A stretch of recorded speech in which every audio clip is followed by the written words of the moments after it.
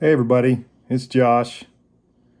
Wanted to do a video, something that came to my mind. Been talking with a lot of you about you're waiting for signs from God. Now, I'm sorry if I gave the impression that you would magically just go out and I told you about how I go out in the woods and how I see signs from God. Now, this does not happen every day, it doesn't happen all the time. It happens when, first of all, God needs it to. He needs to talk to me, and only when I'm opening my heart and my mind completely to Him. So, I've told you all, you know, you're going out there and you're kind of wandering around, looking for a sign. You pray to Him, you worship Him, and then you kind of let let yourself go wherever you need to go. So, you know, I will go and look at a bluebird will land in front of me, and I will know for my life what that means.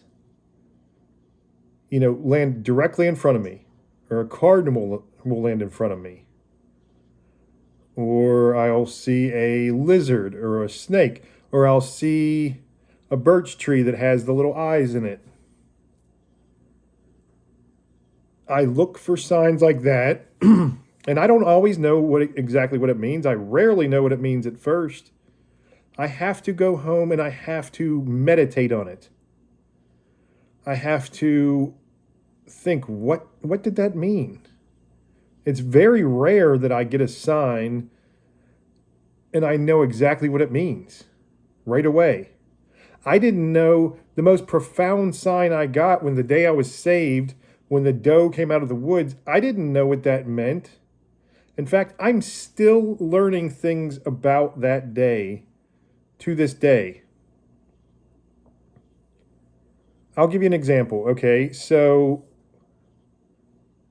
in that one area where God saved me, where the doe came to me, where I received the Holy Spirit, if that sign wasn't powerful enough, that was the exact same location where years earlier I kicked over a rock and it was a garnet. Now, there is, I think it's called the Talmud or something, the Jewish text where they kind of fill in the blanks of some of the things from the Bible. And they were saying that Noah built his ark and he built it with a window, but they were saying that the window there was a giant, well, not a giant, a sort of divine garnet. And that garnet lit up the entire ark. Everything they needed to see, it lit up. Somehow it lit it up more in the nighttime than the daytime. So it was some sort of gift from God. And the garnet stands for guidance, divine guidance. So the place where I was going to be saved, I found the symbol for divine guidance. Then the day I was saved, the doe stands for peace, motherly love, and spiritual awakening. Now, the motherly love thing was one of the most profound because my mother had just had a stroke, and my mother-in-law would pass away from a stroke not even about a month later. So he was telling me things that had come and things that were to come, and he was giving me signs for it. But to make it even crazier, I won't get into every sign that I saw just in this one area. There's been at least dozens of them. So I was walking, the doe was walking along beside me on the lake shore. Then, of course, when I received the Holy Spirit at the very end, well, we'll get to that in a second. Okay, so we're walking along and we pass a row of cypress trees, which are really uncommon in that area. I've only seen one or two around in our whole area, but they're really cool trees if you've never seen a cypress tree. And Noah's Ark was built out of cypress. So, two references to Noah's Ark. And then me and the doe both turned around. She was following me just almost right directly by my side the entire time. At the very end, she walked chest deep into the lake. And I didn't know what was happening. And I felt the wind picked up for the first time that day. There had been very gentle breeze, if any breeze at all. It had been pretty still the whole day, and the wind picked up to this gust of wind, and it was. I thought that the doe was just going in there to swim. She looked into the horizon, and the wind just picked up, and I could just feel the change in me. And I didn't know that was the Holy Spirit coming into me because God wanted me to find that out for myself. After that day, it was like my spiritual eyes were open and I was able to understand God's language. Now, I'm definitely not fluent in it, and I'm definitely not the smartest tool in the shed, so it takes me a while to learn things. I've mentioned to some, I almost had like a sort of learning disability, or I guess it's ADHD, where anything written in that old type of English, like the Bible or Shakespeare or something, it was really hard for me to read.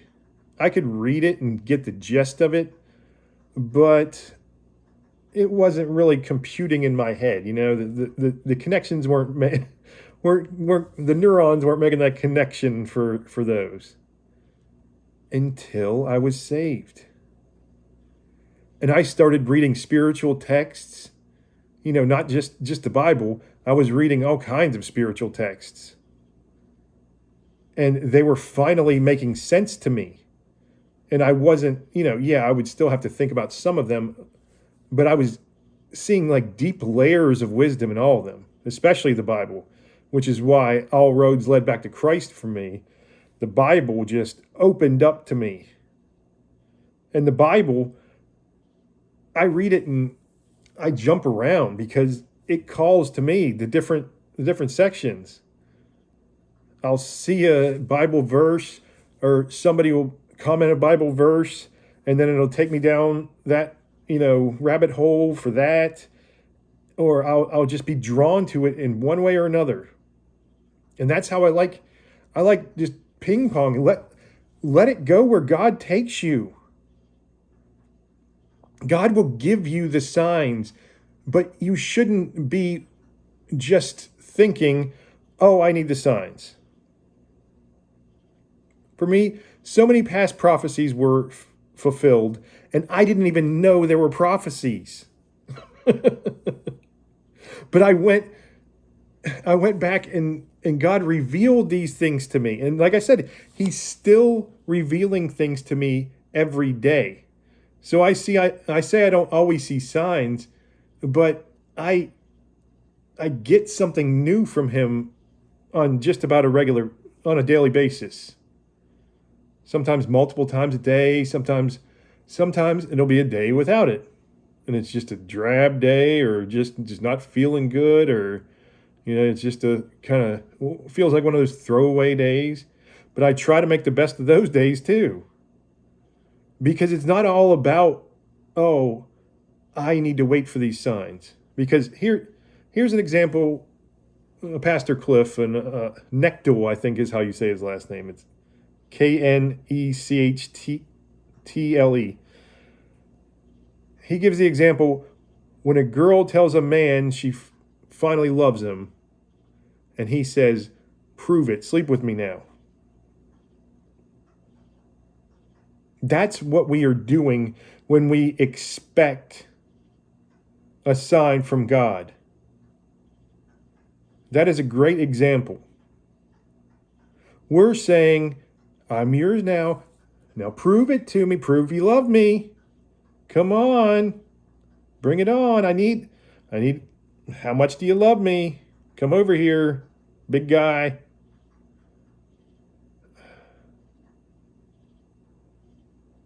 If we just look at it in a relationship context, that is what we need to do. That is how we need to do it. It is a relationship. And some of you, you're expecting signs one way, and you've been getting them all along another way, or even the way you think, and you just can't see it because you are not to the point where you need to be yet. That's nothing to be ashamed of. That's nothing to feel bad about. In fact, if I could go back, which I don't want to go back, I love this life so much. I just enjoy that, every single aspect of it. But let's say going back, knowing what I know now, it would change everything because I had so many lessons to learn. So I wouldn't have learned those lessons because I already knew, if I already had the understanding of God's language, even the rudimentary level that I do, I would be going back and I would be just living in a more, trying to strive to be more Christ-like when I'm supposed to be failing at that time. When I'm supposed to be learning about ego and humbleness and compassion and love and grace and every single thing he needs to teach you, and you are getting prepared. Rejoice in the time he's silent, because that means he's preparing you. It doesn't mean you're unworthy. That doesn't mean, oh, I guess I'm just not going to get a sign, so I'm just going to go over and sulk, or that's something that if you're expecting that, you're just treating it like a superficial relationship, which is a problem that most of us have nowadays anyway. Our relationships are just throwaways. We need to love him and open ourselves to his love. We don't make demands of God. All you should be worried about is submitting to him fully. And I know it's hard. Here's something that I kind of was thinking about too. Try walking a few steps in faith every single day, and then adding more every day. What do I mean by this? Okay. Yeah, we'll take, for example, yesterday when I was walking through the woods. I had just filmed my video and I prayed. I usually just talk to God and I'm like, just walking and I'm talking to him.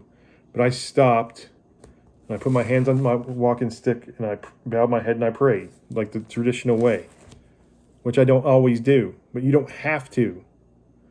You can pray any way you want to. If you just watched the video I released, I guess I've got these a couple days ahead just so because I know I might miss a day or two. But the video I did, I was talking about the head coverings for women. All right, and I'll try to get through this quick. The head coverings for women are not what you think they are. They're not some sexist thing that the Apostle Paul was saying. These were specific to the Corinthians, and the head cover meant many different things. The head cover was a sign that they were married or chaste. The head cover was also worn when they were worshiping their pagan gods. So Paul was saying, if you're wearing your headscarf in honor of the pagan gods, why wouldn't you wear it in honor of Christ? And that's a great point. We might pray in the bathtub. We might pray in the back of the grocery store. I mean, I recommend you being someplace alone and quiet, but I'm just saying, it doesn't matter where. Just start talking to God. It does not matter where. It's a little weird if you're using the bathroom. Just saying, but I've done it before. I remember when my daughter came up, and this is the same question I had when I was young, and she was like, if God's always watching us, does he watch us in the bathroom? I'm like, oh, baby. So God does not care you're using the bathroom. Oh, man. I talk to God like he's my best friend, my father, my counselor, and my Lord, all rolled into one. And he's there with me wherever I need him, because I started walking in faith. So I was at the trail after I just prayed and I just shot the video, and a tree branch fell as I was walking along the trail going back home. And I let myself be guided around like a curious toddler. That's the best way. Go and explore the world like a curious toddler when you're walking in faith, but also have the wisdom of a wise sage. So I saw this huge, and it looked like a live tree branch, and it fell off this big, we'll call it an oak tree. I don't really know. I think it was like a pine tree or something, but the branch fell off, and I was like, okay, I'm going to go over and check this out. Because maybe this is God giving me some sort of sign. Maybe he wants me to go over there. Maybe if I hadn't have walked over to where the branch fell, I would have gotten in a car wreck on the way home, and he was just trying to delay me. You don't know God's plan. But I walked over, and I was looking around, and I was trying to think about it, and I got nothing. I didn't feel anything. I didn't, I was like, okay, it seems to mean something. It seemed to be calling me out. It fell, like probably 50 yards, 100 yards at most from me. No, probably 50 yards, maybe less. And so I walked over, and I was like, okay, well, a couple minutes out of my day. So what? I am on a spirit walk almost at this point, all right? So I go home and I start thinking about it.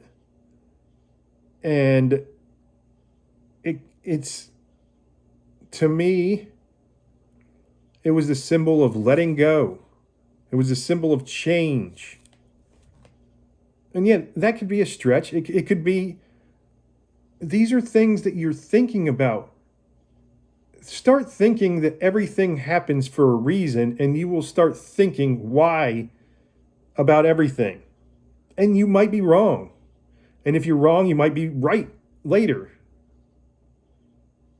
You might find the right answer. It's just a matter of when you're supposed to know and in what way you're supposed to know. Again, I didn't know the Holy Spirit was filling me and was in me for almost a year, I started just, after I'd been drawn back completely to Christ, I started thinking about nonstop about the Holy Spirit, and I was like, there's something I need to know about this. And I kept on thinking about it. And then I was like, I'm going to go back and watch some of the video I took from the day of when God saved me.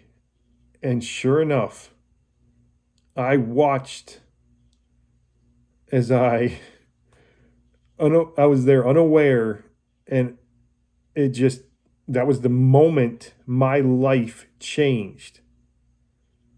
I don't know how many people have the Holy Spirit videotape of them, a video of them coming into them. I was like, wow. And finding that even a year later, or more than a year later, it was incredible. I was like, I knew the Holy Spirit, I'd finally known the Holy Spirit had entered me because God had revealed that to me. Now I know exactly the time it did it. Or at least exactly the time on that video. I don't know what time of day exactly it was, but it was just incredible. These are gifts that God gives you, and they're not always going to be big signs like this. But as I said, we're not doing it for signs. We're not doing it for anything but God's love and showing our love to God. So try walking in faith just a little bit every day. All right? Just be guided around the woods like I do. I like to do it now, especially. I like to do it as much as I possibly can now, because I want to get to a point where my entire life is walking in faith. I don't know if I can get to that point, but I'm going to try. Because it's not always easy to even remember. Like, oh, like you're just having a drag day, like I said, or you're just not feeling good. But there'll be times when I'm sick and I'm like, I feel great just when I start thinking in faith and walking in faith. So when you're in line at the grocery store, or you're in line at the pharmacy, or your car breaks down on the side of the road, maybe kind of like annoyingly stressful times, start out, be like, okay, just take a deep breath. Like, why are we stressed out now? This is just life. It's going to be a pain in the butt, but you know what? We're going to do it. We're going to make the best out of it, because, as I said, that limb could have fallen in the woods because it was keeping me from getting into a wreck that I was going to die in. Your car could break down on the side of the road because, for any reason, like I said, maybe you're going to meet someone in the line in the grocery store that's going to be a great friend. Maybe you'll meet your soulmate there if you're still single. I don't know. Don't go into it thinking that. Just walk in faith and be like, oh, hey, how you doing? Or remark on, like, oh, man, it's so hot, but just be cordial. Start talking to people. People are like drawn to me now, and I'm drawn to other people. And I was like a social anxiety mess for 13 years before that. I was usually pretty social before my disability, but not like I'm just talking to everybody like, oh, hey, I'm so happy to see you. Now I talk to people like they're my best friend. Like I haven't seen a best friend I haven't seen in years. And I want to know about their life. And then we start helping people, start being generous. Help a lady grab something off the top shelf in a grocery store, or leave a big tip if you can when you're out of or some of these things don't require actually having money, which I don't. But buy somebody's food when you're in the drive-through that's behind you. Be like, I'm paying for their food too. Do these things not expecting anything in return, except for you just want to be kind and you're walking in faith. It doesn't require money. Be just kind to somebody. Show them you care about them. You could be saving their life. They could be suicidal, and you're going up and being like, "Oh, hey, how you doing, man? It's great to see you," and mean it. Be like, everything going okay,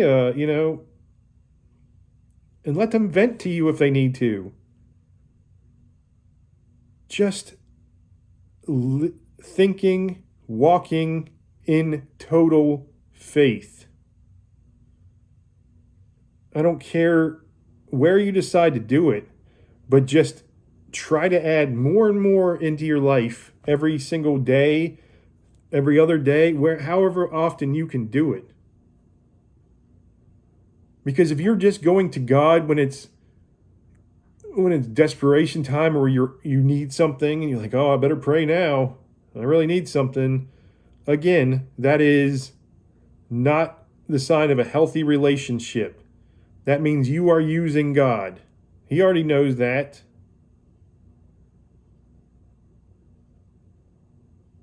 It's life-changing. And you don't have to wait for signs, because once you start walking in faith, you will see the signs. You will see them maybe in a way that's different. Maybe in a way that when you explain it to someone else, they're like, "That's not a sign from God." But it is. Because only He knows the best way to talk to you and guide you. And He will have the big reveal for you one day. Maybe it will be something I can't tell you. I don't know. We are all called so differently. It does not mean He loves us any less or loves someone else any more. Be like, "Oh yeah, I got a prophecy." That's the big thing. I got a prophecy now. There are definitely people that get prophecies. And I like hearing about their prophecies. But when they're telling me those prophecies, I keep an open mind, because God is not specific almost ever. God's not telling me, a great friend, you might be listening on here, buddy, I love you, telling me a certain day something's going to happen. And he kept telling me, and I believed him, but it wasn't in the way that he probably hoped I believed him, if that makes any sense. I believed there was going to be some sort of change, and there was going to be some sort of sign, and there was something about that day that was definitely big, and it turned out, I think it was big in his life, just not in the way that he thought. He thought he's seeing a sign. Let's say I have a prophecy. I'm saying I have a prophecy about, there's going to be, a thunderstorm and a tiger and like these specific things. And these things might symbolize something else. We have to learn that God speaks in veiled languages. God speaks in every language, but He likes to let us have the breadcrumbs to follow the trail, to follow the thread, go down, see where it leads. So the tiger in the thunderstorm might mean, like, I don't know. I picked two things, so I don't know what that means because it was random. Well, hopefully you understand what I'm saying. These are not things. God will let you know if it is something specific and it's going to happen. God will let you know. Also, be wary of people saying they've had prophecies online. Sometimes it will happen. It will. But other times people will just say things that are probably likely to happen over and over again. Now, there was a very interesting one about the Trump getting his ear shut off. But again, I'm not saying that guy was lying. I don't know. He's not showing us beforehand. Like, hey, look, this video I posted 2 days ago said Trump's going to get his ear shut off. And he did. And then he's going to drop down to his knees and pray. And it looked like he was.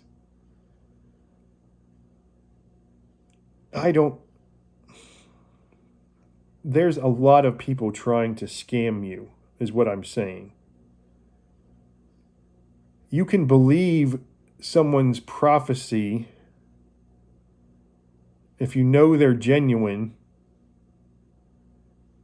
or if they have a track record of actually things happening and not just throwing spaghetti against the wall and seeing what sticks. Because some of it will. Like I said, broken clock's right twice a day, right? Don't worry about things like that. It's about relationship. And through that relationship, he will guide you. He will give you all the prophecies you need. And they will be personal prophecies, most likely, usually. I've gotten a few prophecies in my life. And they were from a long time ago, and I don't know, but I feel pretty strongly about them. But they're very vague. But I had two separate women, one woman telling me that my children there was something special happening that was going to happen with my children. This is when I was 19 years old. And I didn't have children until my mid-30s.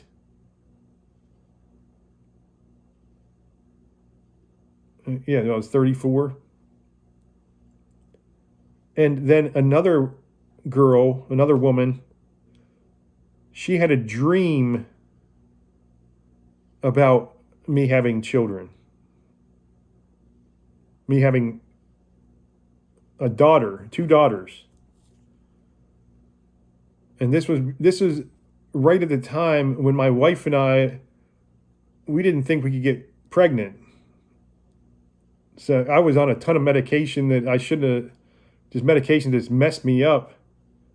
And my wife, we didn't know what was going on with her because the birth control had messed her up.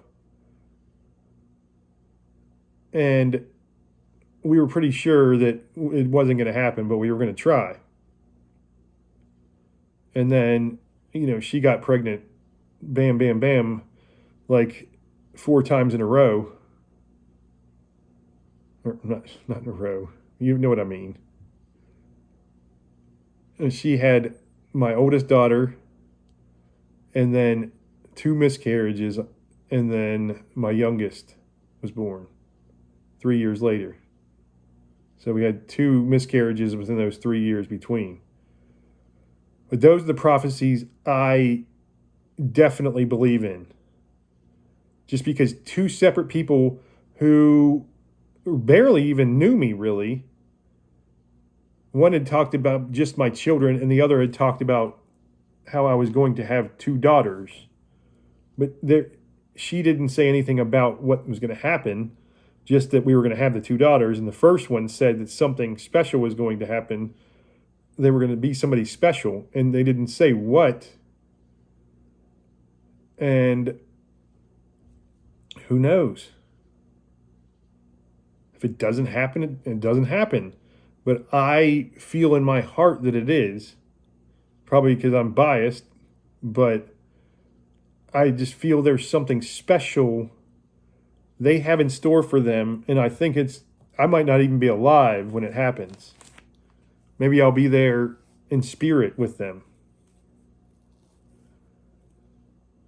But be wary, though, because I don't want you guys. Listen, one of the biggest things is I'm trying to help you who are new in the faith, who are still seeking. And I did a video about how atheists or non-believers will come after you with these, some of the more vile Bible verses or controversial Bible verses, and just be like, look at your sick God, this awful atheists, like, seriously. But this sways a lot of people. It really does. This sways a lot of believers to be like, no, yeah, you're right. It's kind of like bullying them into that. Yeah, look at how sick your God is. You agree with that? It's so dishonest. It's so disturbing. It's so disgusting. It really is. But there's also the people who are going to make Christianity look bad by giving false prophecies. And we got to beware of false prophets. But also beware of false prophecies. It's not as important, but yeah, that's also important. And we can take everything with a grain of salt until we have evidence. Don't believe something wholeheartedly unless you have evidence. Unless this person has been reliable for you in the past, or you trust this person. Now, don't put all your trust in man. I've already said that too. But even, like I said, if you get a prophecy, if somebody who's close to you and they're Christian, they say that they've had a prophecy, okay, but it might mean something different than what they saw and what they think. Maybe you'll have a prophecy within their prophecy. Who knows? Maybe you'll break it like a riddle, or like cracking a code. Solve it like a riddle, not break it. All right, I just wanted to do a short video, and of course it turned into like an almost 40-minute one. But if you all have any questions, like I said, I'm especially here I'm here for all of you, but I especially am concerned for young Christians and seekers of the truth. Because I don't want you to be bullied out of your faith. I don't want you to be tricked within your faith by using your faith. I want you to focus only on your relationship with God. Yes, be kind, be compassionate, be loving, because that is walking in faith. That is acting Christ-like, and that is bringing you closer to God, even if you don't have a connection with Him or feel that connection yet. Because like I said, He's there. He's there with you the whole time. He showed me signs from almost every part of my life that I had just missed completely. I'm like, wow. It was like watching your favorite movie and seeing a brand new movie that's even 10 times better. And every time you watch it, it gets better and better. God's love is the gift that keeps on giving the whole year round. No, forever. I was doing the whole National Lampoon when he got the Jelly of the Month Club. I love that movie. All right, everybody. I love you. God bless.